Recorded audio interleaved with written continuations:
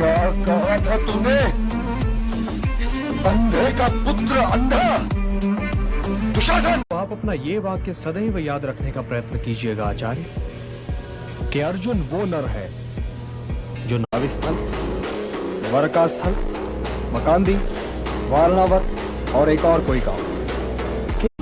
वासुदेव ने भी कुछ कहा था। जी हाँ, उन्होंने ये कहा था कि दिव्यास्त्रों की खोज में। वज्रनाभ, अब भी समय है, ये युद्ध रोक दो। तुम्हारे केवल एक इशारे से मैं भार्गव शुक्राचार्य तुम्हें अभी इस क्षण छाप देता कि तुम और हम सब मिलकर भी अर्जुन का सामना नहीं कर सकते। उस विराट युद्ध में तुम भी थे और मैं भी था।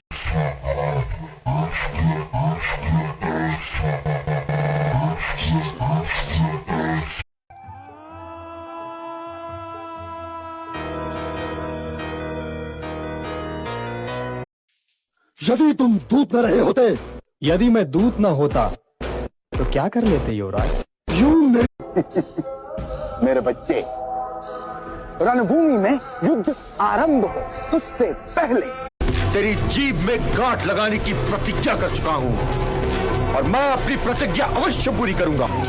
तो फिर बताओ, अनुज पुत्र अर्जुन ने मेरे पुत्र के लिए क्या संदेश भेजा है? अर्जुन ने मुझसे कहा था महाराज कि जिसका जन्म हुआ है उसे एक न एक दिन मृत्यु भी अवश्य आएगी। यही भ्राताश्री, ये अचानक शंखनाद कैसे होने लगा? गौरवों की निराश से आज रणभूमि में कोई भी इतना महत्वपूर्ण नहीं है मद्र नरेश, जिसका शोक प्रकट करने आप मेरे मित्र राधे को अकेला छोड़कर चले आए। जाइए मेरे मित्र। धर्म के लिए भावना की नहीं, बल्कि अपने कर्तव्य के ज्ञान की आवश्यकता है। कोई प्रेरक होता है जिसकी प्रेरणा से मनुष्य कर्म करता है। कोई भावना तो होती है जिस भावना की पूर्ति के लिए मनुष्य अच्छा बुरा कोई भी कर्म करता है।